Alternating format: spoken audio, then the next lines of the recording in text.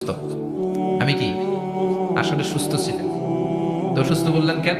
কারণ অসুস্থতা দুই ধরনের, চিল্লায় বলেন। একটা শারীরিক আর একটা সাইয়েদনা ইব্রাহিম মানসিকভাবে প্রচন্ড বিপর্যস্ত ছিলেন, অসুস্থ ছিলেন। এর কারণ গোটা উম্মাত মূর্তির পূজা করে, এই দৃশ্য দেখে কোন নবী মানসিকভাবে সুস্থ থাকতে পারে? উনি বললেন আমি অসুস্থ, তোমরা যাও। সবাই বলল ঠিক আছে আমরা যাই। ইব্রাহিম তুই আমাদের ঘরের মূর্তিগুলারে পাহারা দে।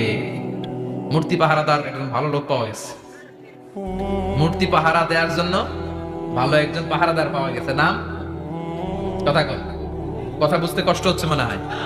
মূর্তি পাহারা দেওয়ার জন্য কারে পাওয়া গেছে? সাইয়েদনা ইব্রাহিম কয় ঠিক আছে আজকে পাহারা দিমু, জন্মের পাহারা। যা তোরা দিতাছি, পাহারা দিতেছি যা। এইবার সাইয়েদনা ইব্রাহিম মূর্তির ঘরে ঢুকলেন। দেখেন কি সুন্দর কথোপকথন আল্লাহ তুলে ধরলেন। আল্লাহু আকবার। মূর্তির ঘরে, দেবীর ঘরে ঢুকে উনি ঘুরে ঘুরে তাকায়, দেখে একটা এমনি আর একটা ব্যাগ